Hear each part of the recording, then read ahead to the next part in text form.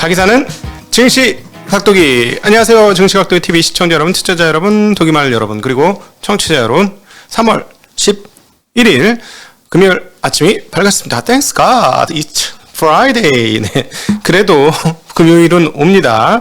사실은 뭐 일하는 날에도 주식시장이 빵빵 오르면 우리는 기분이 좋죠. 근데 오늘 이번 주 내내 좀 날씨가 찌뿌둥한데 주식시장은 뭐 하루 한화했다가 오늘은 조금 주저앉는 그런 모습을 보였습니다. 한마디로 오늘 미국 시장을 정리하면 한 방 맞고 시작했지만 KO 당하지는 않았다. 한 방 맞고 시작했지만 KO 당하지는 않았다. 이렇게 한마디로 다 정리해 볼 수 있겠습니다. 자, 여러분들 뭐 이미 다 잘 아시겠습니다만 오늘 소비자 물가지수 CPI 발표가 있었습니다. 근원 CPI, 일반 CPI 모두 발표가 됐고 전월비, 전년비 모두 발표가 되었습니다. 이번 주에 가장 중요하게 생각했던 것이고요.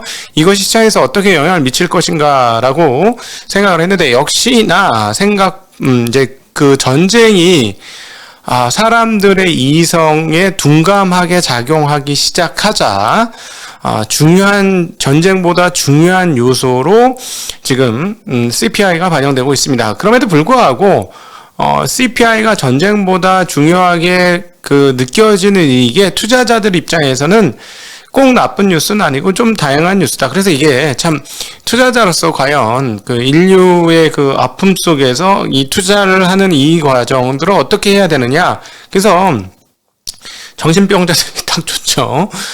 나의 윤리도덕 의식과 그다음에 이익을 향한 열망과 이런 것들 속에서 내가 어떤 위치 포지션을 잡아야 할 것인가라는 생각이 들죠. 그래서 저는 이렇게 생각합니다. 네.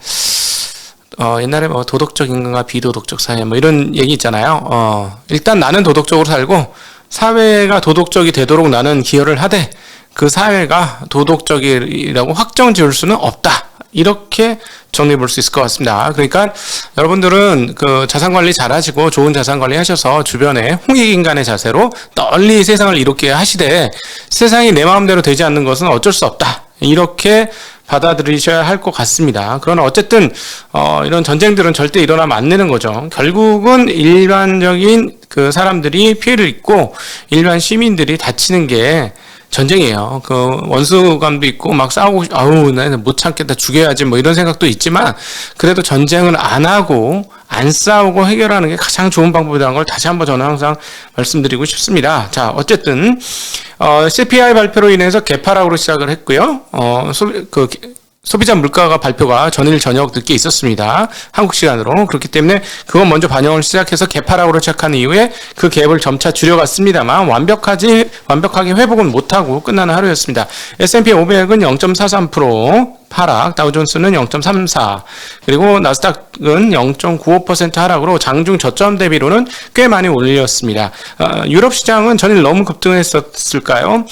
다들 하락 마감했습니다. 독일은 2.9, 영국은 1.2, 프랑스는 2.8, 이탈리아는 4.2% 빠지면서 마감을 했고요. 그럼에도 불구하고 VIX 지수, 변동성 지수는 또다시 빠졌습니다. 얼마나? 6.8%. 자, 이건 무슨 말이에요? 시장이 빠져도 변동성 지수 빠질 수 있죠.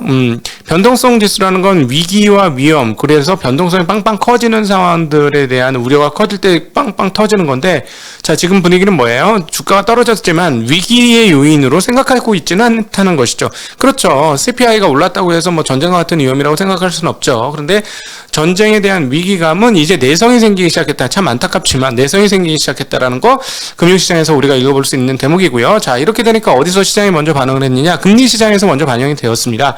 자, 금리가 CPI를 받을 수가 없었지. 이번 CPI를 받을 수가 없었기 때문에 10년물 국채 금리가 2%를 돌파하면서 가격이 떨어진 거죠. 금리가 올라가는 그런 흐름들을 보여줬고 지금은 소폭 승고르기에서 1.993% 그리고 2년물도 2.4bp 올랐습니다. 아까 10년물은 한 5bp 가까이 올랐고요. 2년물은 2.4bp 올라서 1.702%, 30년물은 7.1bp나 올랐습니다. 2.37% 그리고 5년물도 1.92%로 4.5bp가 올랐고요. 3개월물이 2.2bp나 올랐습니다. 그래서 40bp예요. 0.4%. 자, 근데 안 올리고 100일 수가 있나? 왜냐면 다음 주에 0.25% 올리게 생겼는데, 다음 주에 0.25% 올리는 건 거의 확정적인 분위기입니다. 페드워치 쪽에서는 90% 이상의 확률로 다음 주 3월 15일, 16일 날 있을 FOMC 회의에서, 콜금리가 0.25%로 올릴 거라고 생각을 하고 있어요. 그러니까 3개월물은 당연히 그거보다 더 높아야 되는데, 아마도 다음 주에 있을 FOMC 회의 때까지 더 오를 거라고 봅니다. 3개월물은 0.5를 향해서 갈 것이고요. 제가 왜 이렇게 예상을 하냐면 페드워치 쪽에서 생각하고 있는 다음번 FOMC의 금리 인상 예상이 0.25%가 아니란 것이죠. 페드워치 쪽에서 보고 있는 예상, 시장 예상, 이건 바뀔 수 있어요. 사실 이번 3월달, 다음 주에 있을 FOMC 회의에서 금리 인상 뭐 할 때, 얼마 전까지, 한 달 전까지만 해도 25p 인상 확률 뭐 60%, 50bp 인상 확률 뭐 30% 뭐 이러면서 왔다 갔다 했었잖아요. 설왕설래. 그죠? 이건 계속해서 바뀌어요. 그러나 어쨌든 지금 현재 분위기는 어디까지 바뀌고 있느냐? 5월 45일에 한 번씩 FOMC가 있습니다. 기억하세요. 얼마 만에? 45일에 한 번씩 FOMC가 있는데, 그러니까 이제는 3월 달에 15일 날 하고 나면 언제? 5월 초죠. 5월 초쯤에 있을 예정인데, 그게 50bp 인상 가능성을 페드워치에서 88%로 가능성을 점치고 있습니다. 자, 그러니까 이제 어떻게 돼요? 자, 이번에 원래는 한 달 전에 이렇게 생각했죠. 금리로 주가 떨어지는 동안에 1월 달에 떨어지는 동안에 우리는 어떤 생각을 했었냐면, 자, 3월만 지나자. 3월에 금리 인상하고 나면 숨고르기 할 것이다라고 보았는데, 숨고르기가 되겠나요? 이거 5월 달에 50bp 인상할 것 같은데라고 생각하면 3월 달이 이제 해방의 날이 된다고 생각했으나 해방의 날이 되지는 않겠죠. 그런데 이렇게 해방의 날이 되지 않는데요. 어떤 것들이 영향을 미치고 있나요? 네. 가장 크게 영향을 미치고 있는 건 유가입니다. 자, 유가 상황들을 한번 살펴보죠. 자, 유가가 그나마 또 떨어졌습니다. 자, 변동성 지수가 떨어지는 이유 중에 하나가 되겠죠. 자, 105.83으로 좀 떨어졌습니다. 유가가. 그러나 여전히 상방에 대한 위험이 있죠. 어제도 말씀드렸습니다만 러시아의 수출분이 얼마다 400만 배럴이 넘어요. 1일 수출 물량이. 그런데 지금 복귀시킬 수 있는 물량은 이란이 복귀가 된다고 해도 150에서 200만 배럴, 그리고 비축분을 해봐야 하루에 그렇게 크지 않고요. 결국은 이 지금 러시아의 물량을 해결해 줄 수 있는 존재는 누구일까요? 세계에서 어떤 나라가 러시아의 물량을 해결해 줄 수 있을 것인가요? 두 나라죠. 어제 야 증산 좀 더 하지 라고 했던 UME, 네, 그 아랍에미레이트죠. UME가. 이거 어려워. 네, UME 하고 또 어디 하나 더 있어요. 네, 사우디아라비아밖에 없습니다. 자, 사우디아라비아. 그런데 사우디아라비아 왕님께서 프레지던트의 전화를 안 받고 있어. 바이든 프레지던트의 전화, 안 받아. 바빠, 피곤해. 이러면서 지금 안 받고 있어요. 안 받고. 자, 무슨 말이에요? 무슨 얘기 하겠어? 바이든 프레지던트가 사우디 왕께, 스킹 오브 사우디한테 무슨 얘기를 하겠어? 좀 더 하지? 예. 형 좀 더 해. 뭐 이러는데, 그 얘기 듣기 싫으니까 전화 안 받고 있는 그런 상황입니다. 네, 현재 상황이, 그런 상황이다. 네. 야, 그러니까 결국은 러시아 수출분을 꺾고 나면 다른 요인들이 있어요. 다른 요인들이 지금 잘 안 되니까. 그러니까 이란 핵 합의도 빨리 복귀를 해야 되는 거예요. 근데 시간 질질 끌고 이게 원하는 대로 잘 안 되죠. 그리고 이란 입장에서도 지금 찬스니까 아무래도 좀 많은 걸 받고 싶지 않을까요? UAE. 그렇지. 아랍에미레이트는 AE죠. 네. 에미레이트 아랍이 아니고, 네. 죄송합니다. 자, 네, 그렇습니다. 그래서 이렇게 보시면 그럴 거예요. 당분간 인플레이션 요인이 계속해서 살아있는 상황이다. 라고 볼 수 있고, 이로 인해서 어떤 일이 벌어지고 있냐면, 이번에 이제 유가와 또 전쟁 위험, 그로 인해서 발생된 추가적 인플레이션에 따라서 원조 인플레이션 반군이었던 금이 상승하고 있습니다. 자, 금이 다시 2,000달러, 하루 만에 2,000달러를 복귀하면서 현재 2,001.80달러를 가고 있어요. 자, 오랜만에 금이 쾌재를 올리면서 자기 주가를 높이자, 그동안에 이제 금은 끝난 세상이야. 누가 아직도 금을, 우리는 디지털 금이지 하면서 비트코인이 등장을 했죠.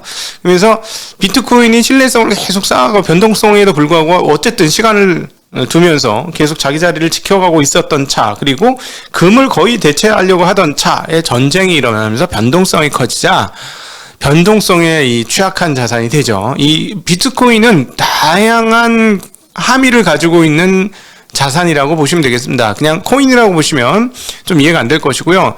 일종의 자산 개념으로 점차 자리 잡고 있는데 아주 여러 가지 함의를 가지고 있죠. 그러니까 금을 대체할 수도 있을 가능성이 일부 있고요. 그건 우리가 지난해 계속해서 경험을 했던 거죠. 보면서 금은 꿈쩍도 안 하는데 이런 인플레이션에 반영을 하면서 비트코인이 움직였었던 거 우리가 지난 6개월 동안 경험을 했습니다.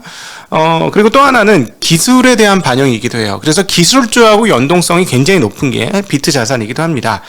그런데 오늘 이런 그 전쟁이 최근에 일어나게 되자 비트가 아주 쉼없이 휘청거리게 되죠. 이런 이슈는 가만히 덜 되어 있는 자산이다라는 거죠. 그러니까 결국 지금 이 시점에 비트는 전쟁에 대한 이슈를 자기 몸에 담기 시작하고 있다라고 볼 수 있어요.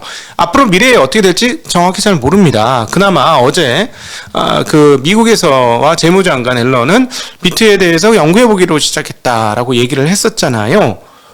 근데 이게 정치적인 뭐가 있는 것 같아.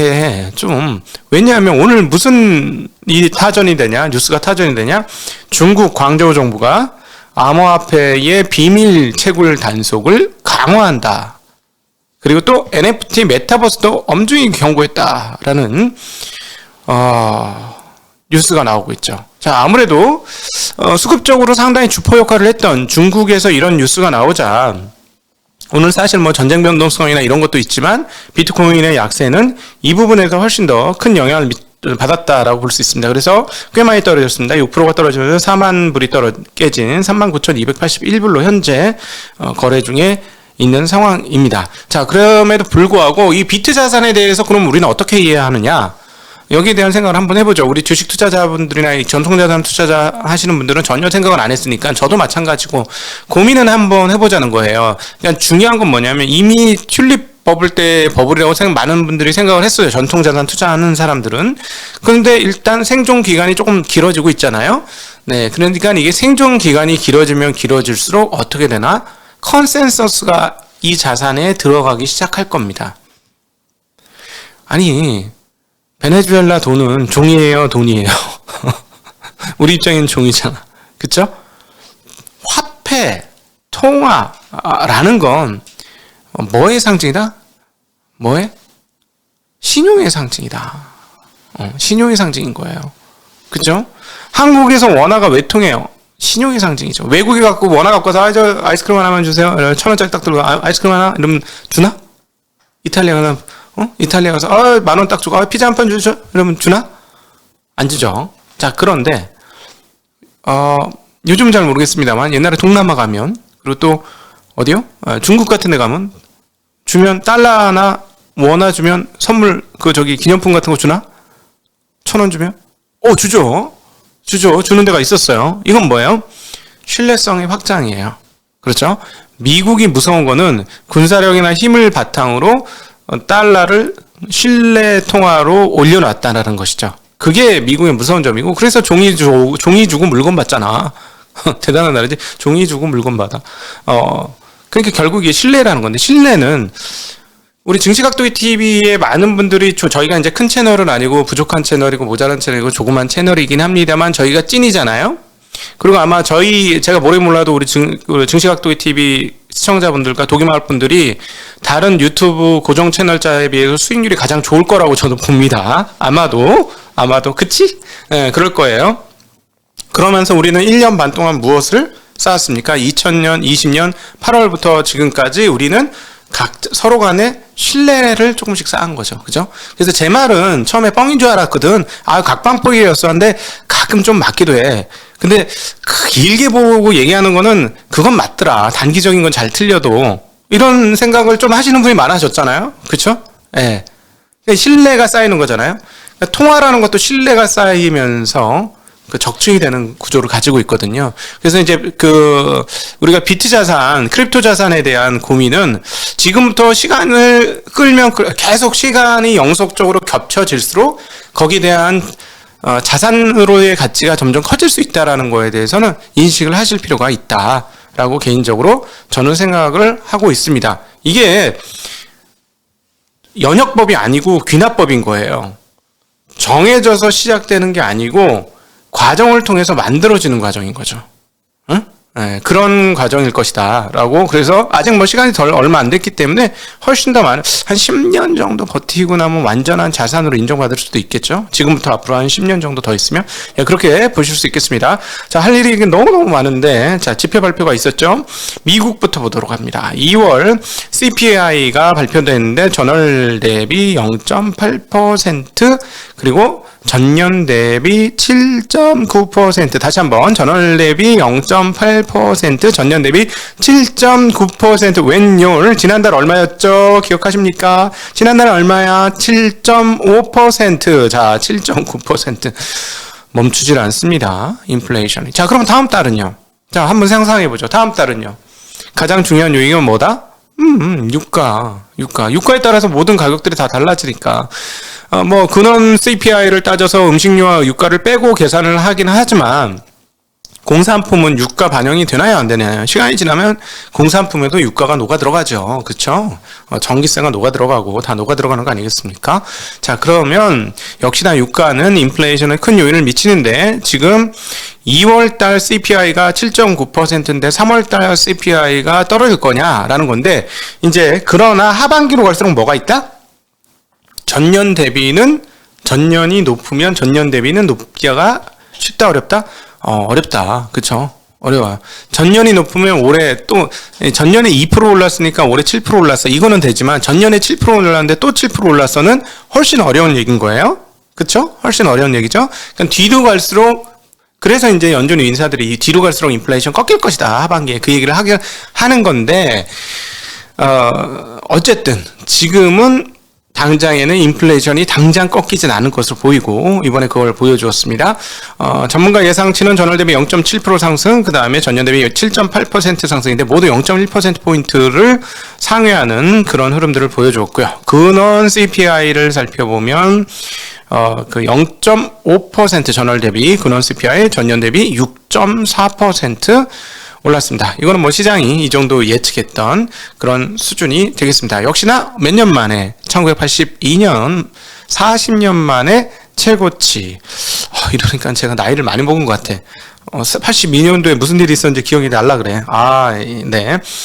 그렇습니다. 20년 만에 최고치를 기록하는 강세를 보여주었습니다. 자, 지표 얘기했으니까 매주 목요일날 발표하죠. 실업보험 청구자 수 11,000명이 증가한 22만 7,000명으로 집계됐다고 발표를 했습니다. 주식 이야기하죠.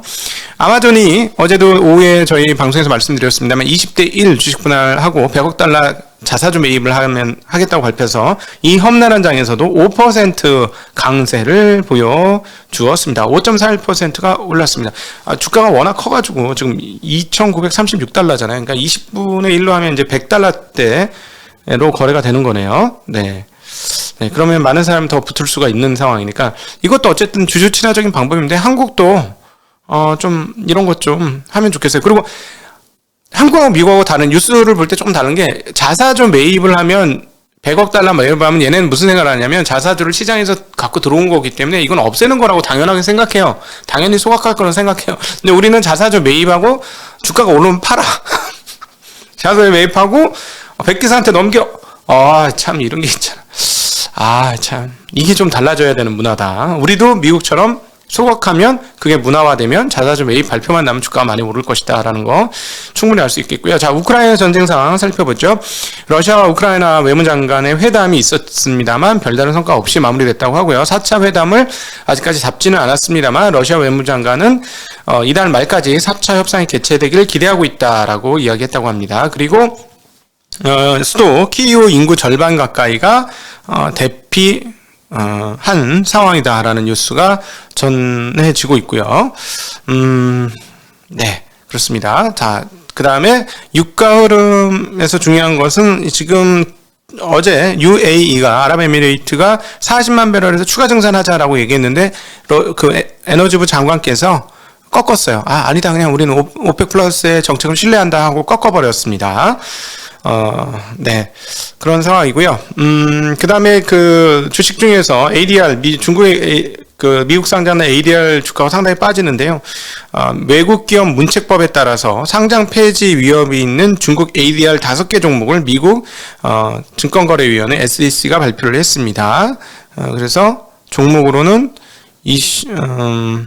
베이제니 이건가? 베이제니, 차이나홀딩스, 자일랩, ACM 리서치, 허치메드, 예, 이 5개의 회사에 대한 언급이 있었다고 합니다. 자, 네, 지금 유럽 쪽 통화 정책 회의가 있었거든요. 이것까지 해야 되는데 시간이 없네. 자, 기준금리인 레피금리를 0.0%, 예금금리를 마이너스 0.5%로 동결하였습니다. 그리고 1조 8,500억 유로의 팬데믹 긴급 매입 프로그램 PPP를 올해 3월에 종료하기로 했습니다. 요거에 깜짝 놀랐어요. 전쟁 때문에 좀 연장시키지 않을까 했는데 그냥 3월에 종료하겠다고 했고요. 그 다음에 원래 PPP 말고 기존 자산 매입 프로그램 APP를 통한 채권 매입을 진행하겠다. 2분기부터는 얘기했고 4월에는 400억, 5월에는 300억 유로, 6월에는 200억 유로를 진행을 하겠다라고 얘기했습니다. 그리고 물가 목표치인 2%를 달성하거나 그 수준이 지속될 때까지 금리를 현 수준으로 유지하겠다라고 얘기했고요. 그 다음에 라가르트 총재께서 우크라이나 전쟁이 인플레이션에 상당한 영향을 미칠 것이다라고 진단을 하면서 채권 매입 종료 후에 얼마 뒤에 금리 인상이 진행되지는 않을 것이다라고 점진적일 것이다라고 언급을 하셨고요. 에너지 가격으로 인한 인플레이션 상방 위험이 상당하다라는 이야기도 이야기했고, 그다음 22위원들 간의 격렬한 토론. 이 격렬한 토론은 뭐겠어요? 야, 인플레이션 이렇게 심해진데 니들 진짜 가만히 있으면 나중에 어떻게 되려고 그래?